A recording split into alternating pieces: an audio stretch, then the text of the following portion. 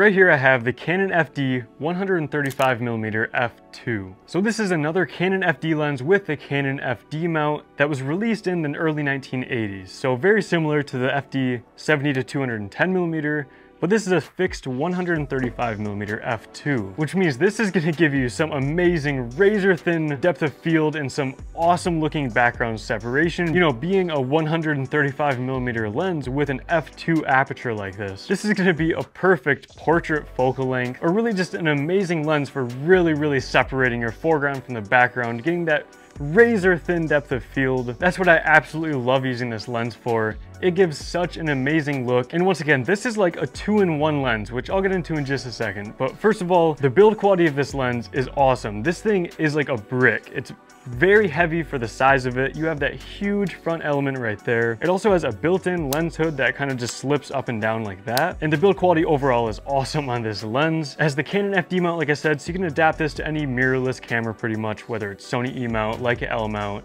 Micro Four Thirds, Canon RF. You can pretty much adapt a Canon FD lens to any mirrorless camera mount. And wide open at f2, this is going to give you an extremely vintage look, a really soft, really flary, like I said, just extremely vintage look to your photos and videos with this lens, wide open at f2. And honestly, at f2, it's almost too soft to be usable. It's such an extreme vintage look that it's awesome to use for some types of photos, but most of the time I would recommend stopping this down to f2.8, where it's really going to sharpen up. It's going to get rid of a little bit of that flaring.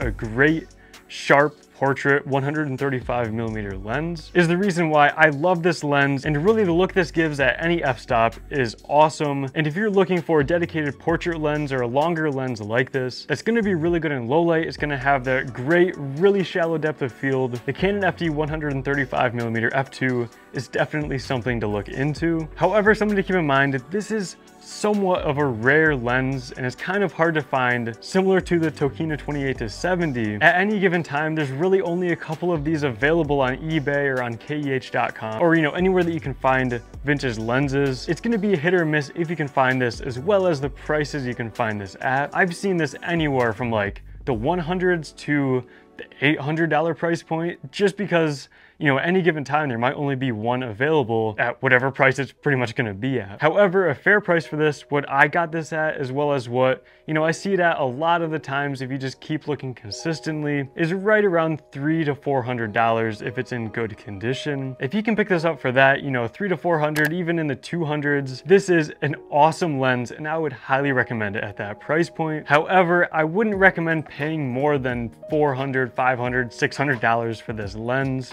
I do think not being able to use it all the time wide open at f2 does limit it a little bit, and when you're spending that much money on a lens, you could get a newer lens that's going to be a lot sharper. It's going to maybe still give you vintage characteristics, but not to such an extreme of this to where it's sometimes not super usable wide open. And of course, you can pay whatever you think is fair for this.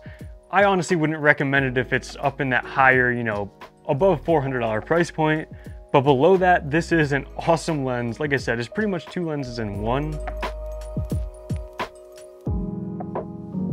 which I think is a great selling point of this lens, and one of the reasons why I love it as much as I do.